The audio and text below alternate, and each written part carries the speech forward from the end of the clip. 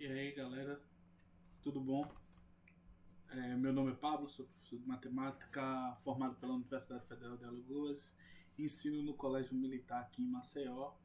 E hoje a aula de vocês, que eu vou trazer para vocês, mega alunos, é sobre conjuntos, certo? A gente vai ter a definição básica de conjuntos, a ideia de conjunto das partes, essas coisas. Então, essa aula vai ser mais teórica, ela vai ser a primeira parte da aula de conjuntos, depois a gente vai ter uma segunda parte que é mais as operações em conjuntos, união, interseção, né, diferença, essas coisas mais, complementar. Então, vamos lá. Vamos começar. Notação de conjunto, certo? Os conjuntos eles são representados literalmente por letras maiúsculas, ok?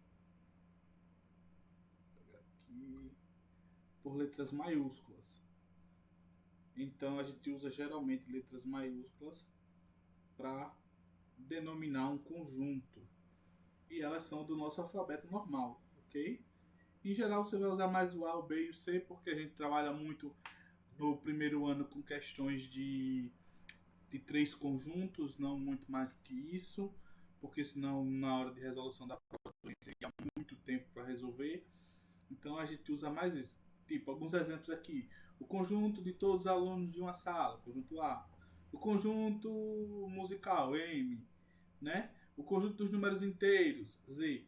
Só que tem um porém aqui nesse Z, ok? Quando a gente vai representar conjunto numérico nesse Z e nesse N, o Z, o N, o I, o Q, o R e o C, a gente tem um traço a mais, certo? Porque a gente denomina mesmo que ele é o conjunto dos números inteiros. Mas se aparecer o Z só e o N, geralmente ele está vinculado ao conjunto de números inteiros e ao conjunto dos números naturais. Próximo. Elementos do conjunto. Os elementos do conjunto são tudo que faz parte daquele conjunto, certo? A gente tem alguns exemplos aqui. Considera o conjunto A como o conjunto das vogais. Então, a gente pode listá-los ou colocá-los como características, certo? Isso aqui, ó, essa denominação aqui, quando a gente já fala isso aqui, conjunto das vogais, a gente não precisa listar, a gente já está dando a característica do nosso conjunto. Mas se a gente listar, a gente coloca entre chaves e coloca todos os elementos do conjunto, certo? Aqui é fácil, porque é um conjunto finito, certo? Outro exemplo, conjunto das cores primárias, conjunto das cores primárias, certo? Também é um conjunto finito. Então a gente abre chaves e coloca lá o conjunto, os elementos do conjunto. Mas existem conjuntos infinitos, tipo conjunto dos números naturais, certo? Além, depois do 10 vem quem? O 11, depois o 12, o 13, 14. Tem fim? Não. É por isso que a gente usa essas reticências, certo? É porque ele não tem fim. Né? O conjunto dos números naturais até tem início. Ele começa, nesse caso aqui, começa no zero, mas em geral a gente usa o conjunto dos números naturais começando pelo 1. Ok? Já o conjunto dos números inteiros, ó, ele não tem nem início, nem fim. Ok? Mas lembrar, ele é só formado por números inteiros, ele só forma pulando de 1 em 1. Certo? Não tem meio nesse conjunto. Próximo. Principais formas de representação do conjunto. Como eu já falei, você pode falar a característica dos elementos do conjunto. Se existe uma característica que possa ser dada a todos, você pode dizer como conjunto das vogais, todo mundo sabe quais são as vogais, então a gente já disse qual era o conjunto, certo? Como a gente pode enumerar, enumerar nada mais é do que listar todos os elementos, certo? A gente pode dar pela propriedade, certo? Pela propriedade, ó. B é um conjunto tal que X pertence ao conjunto A é esse, e X é vogal, então todos esses elementos vão fazer parte desse conjunto B aqui. Ou a gente pode também usar o diagrama de Venn, certo? O diagrama de Venn é esse diagramazinho aqui, onde eu faço um círculo e coloco os elementos dentro. Esse é fácil porque esse aqui são conjuntos finitos, esse conjunto é finito, certo? Se ele é finito, ele vai ter início e fim, eu consigo listar todo mundo e consigo colocar. Mas conjuntos muito grandes é difícil a gente usar diagrama de Venn, a gente usa mais a reta numérica. Vamos lá. Relação de pertinência. A relação de pertinência é dada entre um elemento do conjunto e o próprio conjunto, certo? Ó, o que eu tô falando é a relação entre um elemento do conjunto e o próprio conjunto. Então, aqui tem o 1 pertence aos números naturais. Pronto. Verdade. Então, esse é o símbolo de pertencimento. Ele faz parte de, certo? Ele é um elemento do conjunto, certo? João pertence ao conjunto da sala. Então, João pertence ao conjunto A. 0,5 é um número racional. E um número real também, porque aqui são os reais. E é um número real, pertence. 11 é um número primo, verdade. Ok? Tranquilo? Pronto. Então tudo isso aqui esse aqui já não é. Ó. B pertence ao conjunto das vogais? B não pertence, porque B é uma consoante. Certo? B é uma consoante. Então não pertence ao mesmo só que com um tracinho. Tranquilo? Então é a relação entre um elemento e o conjunto.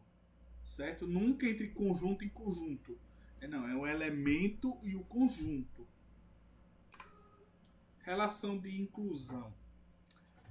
O que é que eu tenho aqui? Ó? Quando falamos que um conjunto A está contido no conjunto B, então todo elemento de A pertence a B. E usamos o símbolo, aí usa esse símbolo aqui. Ó. A está contido em B. Isso aqui quer dizer que todos os elementos de A faz parte de B. Quando eu falo, é todo elemento, todo. Se um não fizer parte, isso é uma relação de inclusão? Não. É todo elemento, certo? Se um não faz, já não está contido. Tem que ser todo mundo que pertence a A, tem que também pertencer a B. Isso é estar contido, certo? Tem algumas coisas que a gente faz errado quando a gente está escrevendo essas notações e a relação de pertence e contido. Como assim? Ó, um está contido no conjunto. Um está contido no conjunto. Falso. Está errado. O 1 aqui, ele é elemento. E elemento não é uma relação de continência, de inclusão. É uma relação de pertinência. Ele pertence ao conjunto. Certo? A mesma coisa é aqui, ó. O conjunto 1. O conjunto é todo elemento que estiver entre chaves, certo? O conjunto 1 pertence a este conjunto aqui? Não, ele não pertence. Ele está contido. É diferente, certo? É diferente. Ele não pertence, porque isso aqui é um conjunto. Eu não tenho relação de pertinência entre conjuntos. Só se o conjunto for feito de conjuntos. É outra história. A gente vai ver aqui lá no fim isso. Mas, neste caso aqui, é uma relação de continência. O conjunto 1 está contido neste conjunto aqui. Certo? Então, não é o símbolo de pertence que eu uso. É o símbolo de contido. Já em cima não é o símbolo de contido que eu uso. É o símbolo de pertence. Certo? Forma correta. Ó, o 1 está contido. Esse conjunto aqui. Ó, com 1 está contido dentro desse conjunto aqui. Vai aqui, ó. O 1 está aqui. Se eu botar a chave, ele está dentro. É um subconjunto dele. O 1 não está contido neste conjunto. Verdade. Isso é uma verdade. Por quê? Porque isso aqui, quando ele está dentro de outras chaves, ele passa a ser um elemento. Se ele é um elemento, ele pertence. Não está contido nem contém. Ele pertence. Certo? Então o 1 não está contido. O 1 pertence a. Ok? E olha que eu não tenho o número 1 aqui sozinho. Se eu tivesse só o número 1, isso aqui estaria errado. Ele está contido. Ok. Ele poderia ser contido e pertence. Certo? Tipo aqui, ó. O 1 pertence a este conjunto aqui. O 1 pertence a este conjunto. Verdade, porque isso aqui é um elemento do conjunto, certo? É um elemento do conjunto. Então, muito cuidado na hora de escrever. Muito cuidado na hora que for falar e fazer. Próximo. Subconjuntos. Subconjuntos são todos os conjuntos que eu posso formar dentro de um conjunto. Então, todo subconjunto está incluso dentro do conjunto maior. É por isso que o diagrama de Venn que eu tenho aqui, esse diagrama de Venn que eu tenho, o B está dentro. Ó. Todos os elementos de B também são elementos de A. Certo? Isso é uma relação de inclusão. Todos os elementos de B também são elementos de A. Então, dado um conjunto A, dizemos que B é um subconjunto de A, certo? B é um subconjunto de A.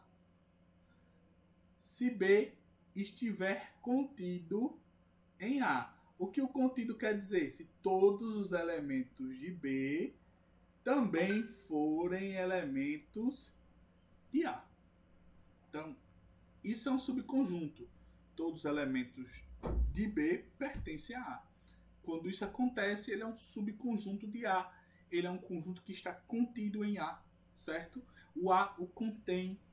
Então, cuidado com as nomenclaturas. Cuidado quando você está lendo e vendo essas coisas, certo?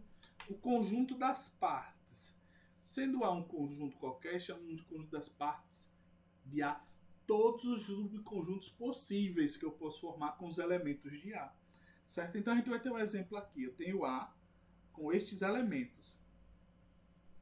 Certo? Aí eu vou ver. Vamos ver todos os subconjuntos. Primeiro, o conjunto vazio é um subconjunto de todos os conjuntos, só não dele mesmo. Porque vazio não pode ser subconjunto de vazio, porque senão teria um elemento. Né? Então, o vazio faz parte de todos os conjuntos, certo? É um conjunto das partes de todos os conjuntos. Aí eu vou lá, os subconjuntos unitários. Eu tenho o conjunto 1, o conjunto do número 2 e o conjunto do número 3.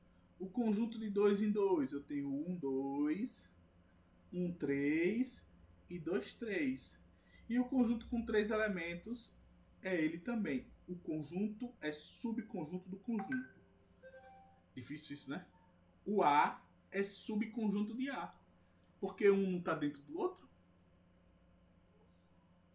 Presta atenção. Então, o conjunto das partes de A é denominado como P de A. Certo? Eu tinha até representado aqui, ó, P de A. É o conjunto das partes de A. Ele é composto pelo vazio, que é um elemento que faz parte. O 1, o 2, o 3. O 1, 2, o 1, 3, o 2, 3. E o 1, 2, 3. Todos esses elementos fazem parte. Ok? Ah, tem uma forma de calcular mais fácil quantos elementos vai ter o conjunto das partes. Certo? Como é que eu calculo isso? Usando essa fórmula aqui. Ó. O número de elementos das partes de A nada mais é do que 2 elevado ao número de elementos de A. Como assim? O número de elementos da parte de A, nesse caso, é igual a 2. Quantos elementos tem o A aqui? 3. 2 elevado a 3. Que é igual a quanto? 8. Vamos ver se está certo. 1, 2. Deixa eu pegar aqui um apontador melhor para vocês acompanharem o que eu estou contando. 1, 2, 3, 4, 5, 6, 7, 8 conjuntos. Certo? Porque eu tenho que contar o vazio e ele mesmo. Então, 8 conjuntos. O número de elementos do conjunto das partes são 8 elementos. Ok? Então, essa é a primeira parte da aula de conjuntos. Foi bom ter vocês aqui. Aqui embaixo tá a referência da onde eu peguei o conteúdo. Ele tem um pouquinho mais de conteúdo lá, que é um pouco mais resumido, porque é uma videoaula, não precisa ter tão comprida. Então, até a próxima. Estudem e fiquem em casa durante essa quarentena. Se sair, use máscara.